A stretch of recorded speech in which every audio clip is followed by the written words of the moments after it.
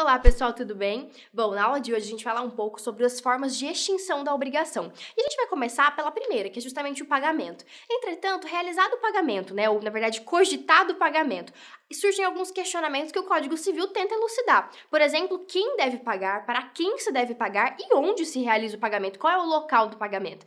Hoje, portanto, nosso objeto de estudo serão os artigos 304 ao 312, 327 ao 330 do Código Civil. Primeiramente, eu acho que a via de regra, que a gente tem que estudar aqui, o primeiro ponto é: quem paga a dívida? Bom, é o devedor, Essa resposta é um pouco óbvia. Entretanto, não apenas o devedor, mas também o Código Civil permite que qualquer interessado no adimplemento da obrigação, no pagamento da dívida, realize o pagamento. E aí é importante falar que esse terceiro não interessado, esse terceiro interessado, ainda que ele tenha a oposição do credor, ele poderá utilizar os meios conducentes à exoneração.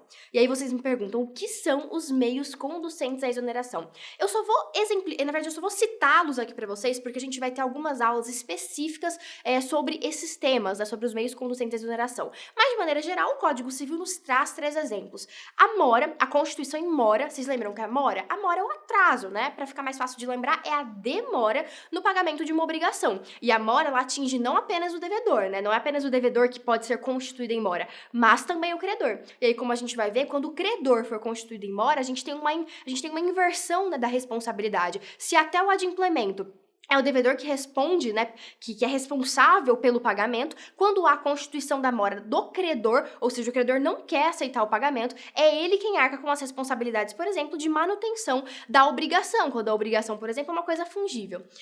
Com relação à subrogação, a subrogação é colocar-se no lugar de, inclusive, garantindo a essa pessoa que se colocou no lugar tanto do credor quanto do devedor, as facilidades, as particularidades que eram concedidas aquele devedor ou aquele credor. E aí, por fim, a gente fala um pouquinho sobre pagamento em consignação. A gente tem uma aula só para pagamento em consignação, que é uma forma de extinção da obrigação, que é, por uma série de motivos, um rol aí no nosso Código Civil, que vai trazer os motivos, pelos quais há o pagamento em consignação. E um deles, por exemplo, é quando há um litígio pendente sobre quem é o credor que deve receber aquele objeto que está sendo, por exemplo, debatido numa lide judicial. Então, a gente tem duas pessoas que podem ser os possíveis credores, mas há uma pendência judicial entre isso, então o devedor não pode pagar para um, porque não sabe se ele é realmente legítimo para receber o pagamento. E aí, nesse caso, o devedor ou o terceiro, nesse caso, interessado, poderia depositar, fazer esse depósito judicial ou esse depósito em uma instituição apropriada, do objeto do pagamento, do objeto da dívida, a fim de que ele se exima de qualquer responsabilidade, mostrando, portanto, que realizou o pagamento, que aí é o pagamento em consignação. Mas depois a gente fala sobre isso. São só aí exemplos que o nosso Código Civil traz de meios conducentes à exoneração, que aqui podem ser utilizados não apenas pelo devedor da obrigação, mas também por um terceiro interessado. Essa expressão terceiro interessado representa que o terceiro ele tem interesse no pagamento da dívida. E aí o exemplo célebre que a gente sempre encontra nos livros de direito civil é o caso do fiador. Então, por exemplo, se o locatário não realiza o pagamento do aluguel, do locatício mensal, o fiador será cobrado. E aí, em virtude disso, para impossibilitar qualquer tipo de prejuízo que o fiador possa ter, muitas vezes ele realiza o pagamento quando o devedor não o faz. E aí ele faz isso porque ele consegue, por exemplo, se subrogar nos direitos do devedor. E agora a gente vai falar um pouquinho sobre o terceiro não interessado. Então, se o terceiro interessado é a pessoa que tem interesse, no cumprimento da obrigação, no pagamento da dívida, porque o não pagamento pode, de alguma maneira, prejudicar este terceiro, o terceiro não interessado não tem um vínculo de interesse com relação ao objeto ou ao pagamento, da dívida. E aí, o que acontece? O terceiro não interessado, ele pode também pagar a dívida. E aqui, a gente tem uma hipótese de que ele será considerado um terceiro interessado. Quando? O terceiro não interessado, então, será considerado interessado quando ocorrerem duas hipóteses. A primeira delas é ele realizar o pagamento em nome do devedor e o devedor anuir. ou não se opor a este pagamento, né? Então, não há a necessidade de uma concordância expressa, mas pelo menos há a necessidade de uma não oposição do devedor. Essas são as duas hipóteses em que o terceiro não interessado, ele se torna um terceiro interessado e consegue com isso algumas vantagens, que como a gente vai ver, o terceiro interessado, ele pode se subrogar nos direitos, né? Então, ele assume a posição de, e isso é muito relevante, principalmente porque as particularidades passam a ser estendidas a esta pessoa que realizou o pagamento da dívida. Essa é a regra geral do terceiro interessado. E aí, como eu estou dizendo agora, o terceiro não interessado pode se tornar interessado, desde que haja essas duas hipóteses, né? Bom, ele faça o pagamento em nome e sem a oposição do devedor. E agora, falando um pouquinho sobre o terceiro não interessado de maneira restrita, existem algumas limitações, né? Bom, de maneira geral, o terceiro não interessado como eu disse, aquela pessoa que não tem um vínculo, não tem, enfim, uma ligação com o pagamento da dívida, o pagamento ou o não pagamento, né, adimplemento ou inadimplemento não a prejudica de maneira direta. Entretanto, caso este terceiro não interessado pague, o que vai acontecer é que ele só vai ter direito ao reembolso, ou seja, ter o valor, né, desembolsado restituído, quando houver o vencimento da dívida. Então, se a gente pensar o caso que eu comentei sobre um contrato de locação, a gente tem o locador e o locatário. Se o locatário não realiza a dívida, o fiador tem que fazê-lo, então o fiador é o terceiro interessado. Entretanto, pode ser que uma outra pessoa que não o fiador realize o pagamento da obrigação. E aí, nesse caso, o que vai acontecer? Se o pagamento do locatício, por exemplo, por esse terceiro não interessado, foi feito no dia 5 de dezembro, mas o vencimento do aluguel é só no dia 15, este terceiro não interessado que adimpliu essa obrigação, ele só vai ter direito ao reembolso, à restituição do valor gasto após o dia 15, que seria o vencimento normal da obrigação. E é interessante pensar que, como a gente discutiu agora há pouco, esse terceiro não interessado, ele não é beneficiado pela subrogação. O terceiro interessado, ele não se subroga nos direitos do credor. Então, ele não pode exigir, né? Quando a gente pensa nas vantagens da subrogação, é que, por exemplo, o terceiro interessado que se subroga, né? Que a regra é se subrogar aos direitos do credor, isso faz com que ele tenha certas possibilidades de execução, que ele se beneficie com algumas facilidades. E isso não acontece com o terceiro não interessado. Bom, o pagamento feito com desconhecimento do devedor.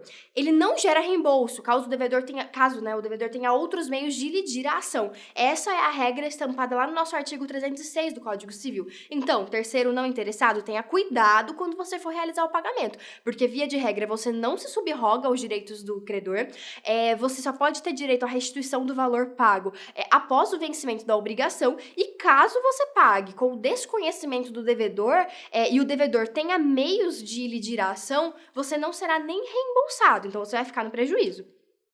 Bom, se o conteúdo da obrigação ele importar a transferência de um bem imóvel, só pode, né, a transferência da propriedade, que é um direito real, ele só pode pagar, né, só pode pagar este terceiro, só pode pagar desde que ele tenha poderes para alienar o objeto da obrigação. E se o objeto for coisa fungível? Isso é interessante. O que é coisa fungível? É aquela coisa perecível, é aquela coisa que se desgasta, né, que enfim, acaba com o passar do tempo. Então, se a gente...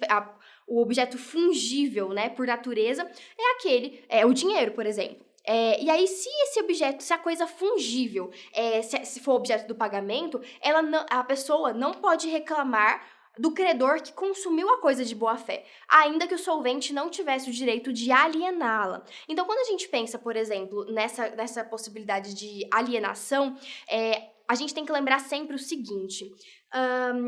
pode transferir bem imóvel aquele que tenha direito de alienar o objeto em que consistiu o pagamento da obrigação, e pode também realizar o pagamento, ainda que sem essa autorização, né?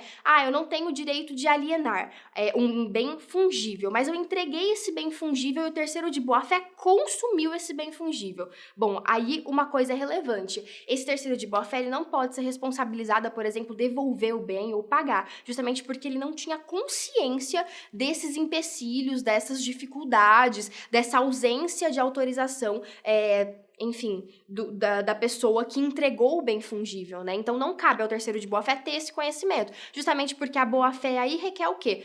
Indica, né, um desconhecimento da situação.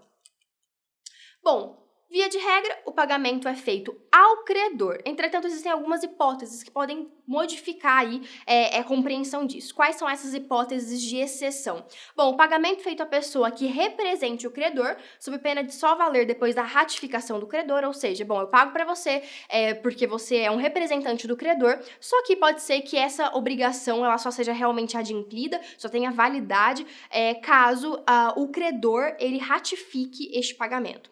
Bom, o credor putativo, sempre que a gente pensa em putativo, a gente pensa naquela pessoa que aparenta ser, e aí nesse caso o credor putativo poderá receber o pagamento, justamente porque há uma vexa, né, que indica que ele é o verdadeiro credor. Não tem como as pessoas saberem que ele não é o verdadeiro credor, justamente porque há essa putatividade, né, há esse parecer ser. Por fim, portador da quitação, a quitação é aquele recibo, né, o comprovante de que foi realizado o pagamento, então geralmente quem porta a quitação tem possibilidade de receber o pagamento. Desde que, enfim, as circunstâncias não contrariem, tem essa exceção no finalzinho do artigo. Pagamento realizado ao credor incapaz, isso é importante. Quando o pagamento é realizado ao credor incapaz, só haverá liberação do devedor desde que se prove que o objeto do pagamento ele foi revertido ao bem do próprio credor incapaz. Devedor intimado da penhora, essa é importante. Devedor intimado da penhora não pode pagar diretamente ao credor sob pena de pagar 2 vezes. Então, se eu fui intimado da penhora, o devedor, né, foi intimado da penhora, ele não pode pagar diretamente ao credor. Por quê? Porque ele sabe que aquela dívida, ela está em discussão. Então, o artigo 312 é muito claro. Olha, o devedor, quando ele foi intimado da penhora, ele não pode pagar diretamente ao credor, porque senão ele pode pagar 2 vezes, sob pena do pagamento não valer, né? Regra geral, o pagamento é na residência do devedor, essa é a regra de ouro, inclusive o que norteia, por exemplo, a escolha de foro em contratos, e só que existem algumas exceções, então não é sempre que o pagamento vai ocorrer na residência do devedor. Bom, se não for na residência do devedor, onde pode ocorrer? As partes podem convencionar de alguma outra forma. E aí o que é importante é que não só as partes podem convencionar, mas muitas vezes a própria lei traz algumas exceções. Olha, via de regra, o pagamento é na residência do devedor, mas, nesse caso, o pagamento será realizado em tal lugar. E aí, quais são essas possibilidades aí de se alterar, né, o foro do pagamento da obrigação? Justamente se, por exemplo, for um bem imóvel. Se o bem for imóvel, independentemente da residência do devedor, o pagamento ocorrerá no local em que se localiza o próprio bem imóvel.